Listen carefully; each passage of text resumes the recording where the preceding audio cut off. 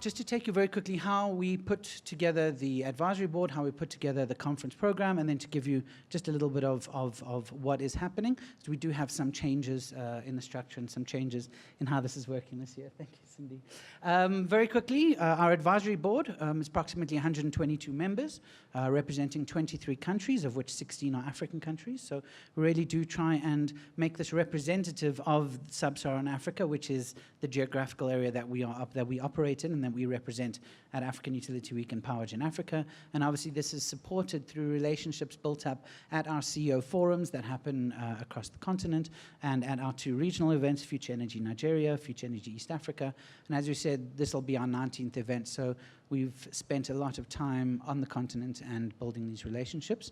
Our advisory board this year is 20% women. It's something we really work very hard on, although not hard enough, if I can see it now, and it's something we want to constantly improve on. And then, of course, to make sure we've got the right people that have that knowledge and have that experience. So about 45% senior decision makers. So what do? We identify the advisory board. These come through recommendations. These come through relationships. They come from PowerGen Africa, the event last year in Penwell. We've brought over that advisory board as well and brought them into the family. And then recommendations and new people that are coming along and new people that are coming into the industry that we find, and we want to bring them with. We've got a very kind of a broad boat, if I can put it that way, and a big boat, and we'd like more people on board and coming along for us. Then through a series of initial conversations, discussions, a lot of telephone conversations, a lot of emailing, a lot of consultation and back and forth, slowly starts emerging what are the main elements, what are the main things that are keeping people awake at night, what are the main issues that are currently being faced, and what are the new technologies or new ways, services, measures, new people, new companies that are coming together on the continent and doing interesting things and from which we might be able to learn. So you'll find that there are some long-running, long-standing issues that we face, so, things like revenue cycle management, technical loss, non-technical losses, all those types of issues that are perennial issues, and we address those. And then your newer elements, moving into things like smart cities, smart energy, all those types of areas, and what is going to be happening with the rate of urbanization that's going on in Africa now, how are cities going to address provision of these crucial services, of electricity connections, of water, sanitation, etc., on the continent. So through all of that discussion, all those recommendations, and believe me, I've got a very talented team of conference producers sitting in Cape Town, and up until and including the day of the conference, they will still be, much to their chagrin, making changes and making updates, and that's just how things go, because we want to make sure we've got the best of all possible worlds. So out of this process will come our conference track, and we can build from there what our track is going to look like. For us this year, with PowerGen Africa now joining into African Utility Week, as we said earlier on, we are an end-to-end power show. We're an end-to-end power and water show. So right from the beginning of finance and investment, all the way through to project planning, to discussions on energy mix, to what countries should do, to how private sector is going to join in, through transmission distribution, through metering, end user, ICT and IoT, and where those digital systems can add efficiencies and fit in with, from managing your power station through distributing and then collecting the funds, collecting the revenues.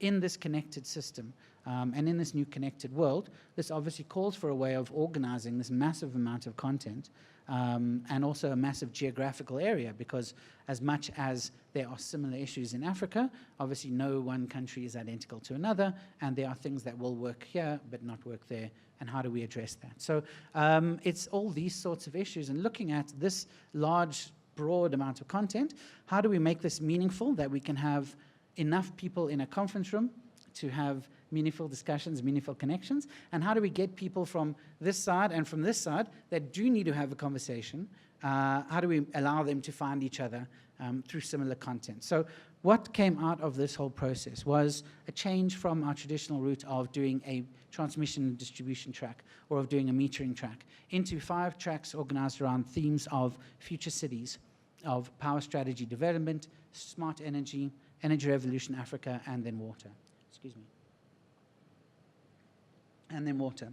So, for example, our Future Cities Conference, as I said earlier on, will look at the current urban living challenges and what is needed for the cities of tomorrow and the provision of their services. Where does the private sector come into this? How much reliance should there be on the public national utility versus mini grids and distributed generating systems, and where the public sector is going to be coming in. And with that happening, how does a municipality obviously protect a large amount of its revenue that it gets from selling electricity? So these are the sorts of issues that we'll be looking at on the Future Cities Conference.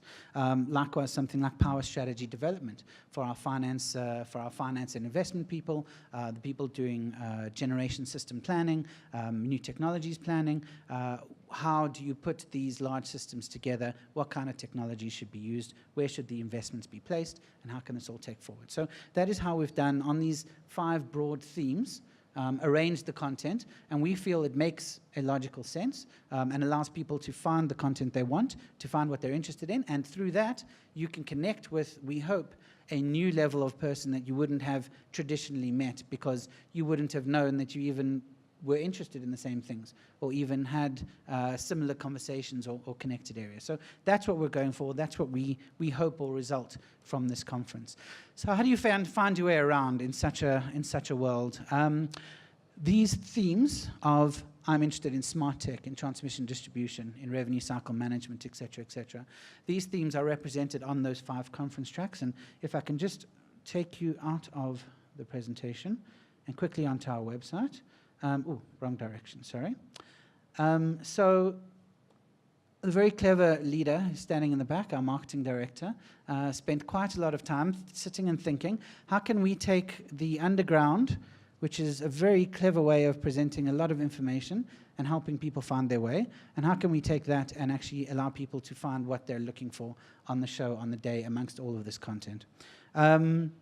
So if you go to the website, you'll see your subject areas at the top, so finance, investment, thermal generation, revenue cycle management, water, and the conference is presented, so our ministerial keynotes and our opening addresses, climate challenge, et cetera. You'll see each dot represents a different color. If I'm simply interested in renewables, I can click on that, and that will just throw up exactly the sessions that we feel are best suited to this subject area, that allows you to find your way a lot easier, allow you to connect a lot easier. And again, you miss that situation. I think everybody in this room, besides our conference, has sat in many conference rooms, and everybody has sat at the beginning of the day with an app or a program and try to figure out, okay, cool, which session should I be in? Where's the best place? What's going to be happening? So we've put this in place, and hopefully that'll help us to find our way and help us to actually arrange that content. And that's what we're going for. And again, we've tested this with a lot of the advisory board members in the room who seem to like it. And thank you very much. We're very happy that you do like it. And we hope it'll carry on that way on site. So that is how we're going to be arranging the content, and that's how we'll be arranging the thing. We are giving out the program brochure, which you can collect as you leave the room and go up to the networking, and that'll have more information, and that'll have a lot more detail on the different conference tracks and on the different conference grids. I encourage you to go through it, have a look at it, get back to us, let us know your thoughts, let us know what you're thinking, and we hope you'll be able to find the right information and the right things there. Just very quickly, a quick word on our keynotes. Our keynote session, we'll only be having 1 keynote session this year instead of our usual 2, just because of the sheer amount of content. We're going to be focusing more down into the other content spaces. Our theme is climate change and extreme weather conditions.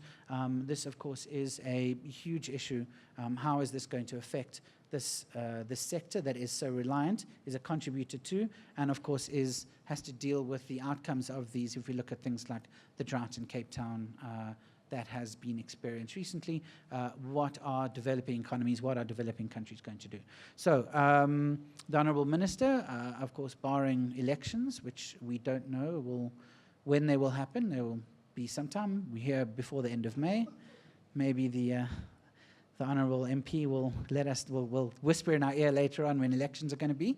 although I wouldn't hold my breath then. So barring anything else, we would love to welcome back the Honourable Minister, Professor Anton Eberhardt, obviously who's sitting on the President's panel that hopefully should be reporting back shortly on the future of Eskom and South Africa's energy sector and what's going to be happening with that. And then, of course, Professor Mark Swilling. And I heard not 20 minutes ago, we also confirmed Mr. Salim Fakir, the head of the Living Planet Unit at the World Wildlife Fund South Africa, whose work focused on identifying ways to manage a transition to a low-carbon economy. So these are all very important issues, and we're very excited to have them featured on our keynote. And then I'm almost finished. Last slide now. Just to put that in context of what else is happening at the event, we will, of course, have our exhibition covering both halls at Convention Center, CTRCC1 and CTRCC2. And on the exhibition floor, about 350 exhibitors. We've got international pavilions. So, you know, the Germans and their Energiegewend are coming and bringing vendors that want to work in Africa. The Chinese, the United States. We've got official trade fair certification from the United States Department of Commerce. And we're very happy to invite back the French Pavilion, Business France, et cetera, et cetera. So these countries see African Utility Week as a way to connect with the African energy sector, and we're very happy to be able to provide a home for them. And again, adding into this melting pot and mixing pot of ideas and people, and hopefully will result in connections coming out. Our content, our conference, obviously we've spoken about. We've got free to attend knowledge hubs, which we'll launch more technical content. So that will be the place for maintenance of power systems. A lot more of the technical detail and the engineering detail is free content on our show floor. So we're taking care of the strategic and again the technical, and really hoping to provide that home for all comers, and of course the home for the Power Gen Africa audience, so that they can still feel comfortable, and we hope that they come, have a look, and find what they're looking for, and of course find more that they would have found in the past.